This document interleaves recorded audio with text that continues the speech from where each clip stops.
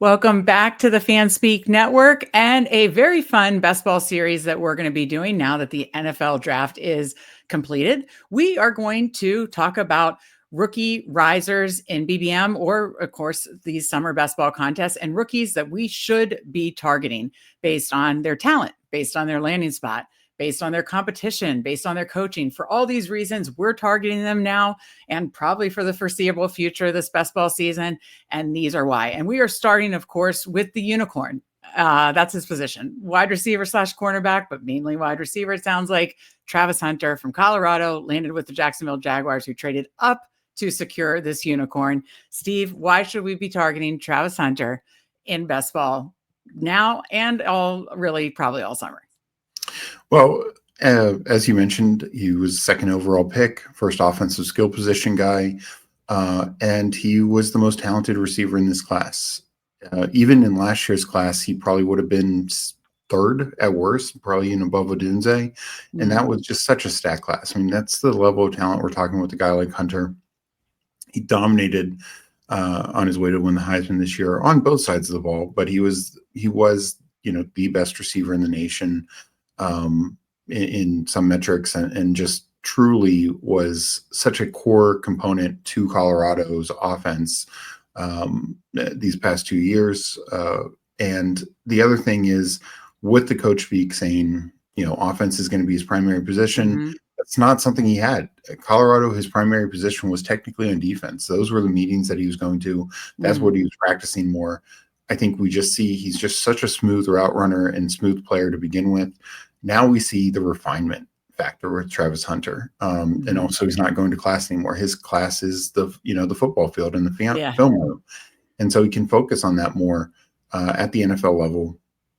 And I just think it's such a big factor when we're talking about this guy who already, even though his focus has not been on the offensive side, the wide receiver side, is better than basically anyone else in this class. I'm really excited to see how things progress this year.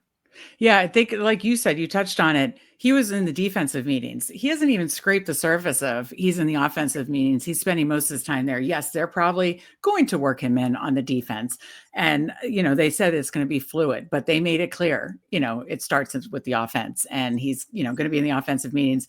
To me, that's like so much untapped potential. And that's freaky because this is a guy, Matt Harmon, who tracks receivers, said reminds of a prime Odell Beckham. I know you and I have talked about like that smoothness. We see a little Justin Jefferson in his game. Like, this is crazy, like crazy good. We've had a lot of years of like awesome receiver classes. This was not an amazing receiver class, but Ted McMillan and Travis Hunter are going to be really exciting prospects to watch this year. And Travis Hunter was the true wide receiver one in this class. And now we're getting the wide receiver run out that we thought. And, in big board season, if you got him late or, chased him up, great. I think that's going to be worth it. But I still think he's going to be worth where he goes now in BBM and best ball contests, and honestly, where he likely will land. So basically the reasons you're targeting him are not just the talent, but of course the focusing on offense, and of course the Liam Cohen, the landing spot. He's paired with another top receiver, Brian Thomas Jr., who goes around the 1-2 turn in best ball, but it's basically those two as far as the receivers. And we looked and saw what Evans and Godwin did in that Tampa offense with Liam Cohen. Now you have Liam Cohen, and think of the upgrade we got we thought he was Travis Hunter, or that is, was going to land with the Cleveland Browns. Big quarterback question mark. Now he gets the play caller of Liam Cohen, the quarterback of Trevor Lawrence, and then, having BTJ as his running mate. That's all really exciting stuff, right? Yeah, and that is another big factor. Going to the Jaguars, going with Cohen, who both Evans and Godwin were at times putting up top 10 fantasy points week in, week out. And even when Godwin got hurt, at the end, McMillan kind of filled in that role. So we saw that offense specifically could easily support two top-tier receivers. And on top of that, having BTJ opposite of him actually only makes his life even easier, because good luck defense is trying to key on Travis Hunter. You have to worry about BTJ.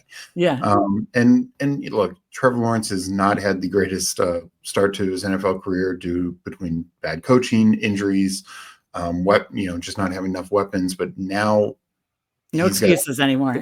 Two elite weapons, got a good coach who believes in him, sees the upside, Mhm. and we know Lawrence has some raw talent. So Yeah. I'm just really excited for the landing spot. And I think with Hunter, just between being able to focus more on offense and this landing spot, we are talking about a guy who can meet the high draft capital he's going to start to get. Yeah. And, now let's talk price. So in big board season, there was some FUD before the combine of, oh, he's going as a corner and all this stuff. He falls to like 140s, 150s.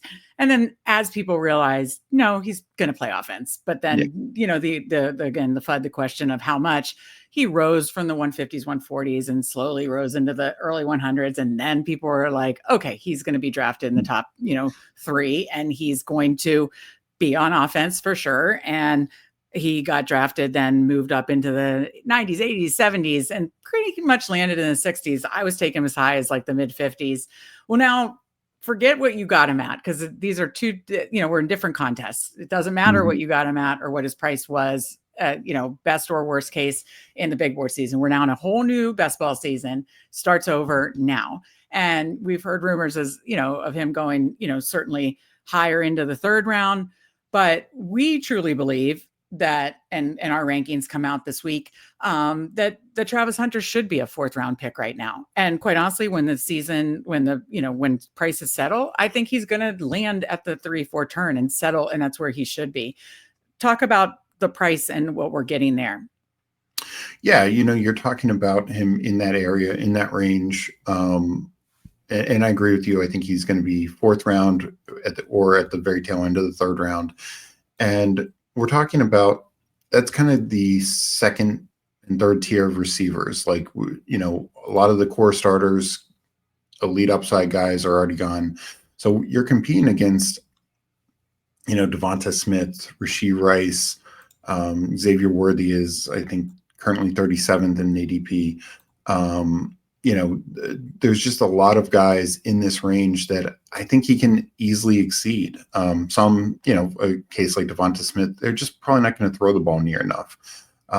Worthy and Rice, it's a bit more crowded, and not just with the receivers, but also, of course, tight ends, Kelsey and Gray. Jameson Williams is kind of a similar thing. Like, I think Hunter just has more. He's probably going to get more catches and total looks than a guy like Jameson Williams, and same with the Dunze and Flowers. Like, I just don't know if the volume's there in some of either the competitive rooms like the Bears really have now, or like Flowers and Devonta Smith, who are going to not catch the ball as much and maybe don't even have the similar touchdown upside.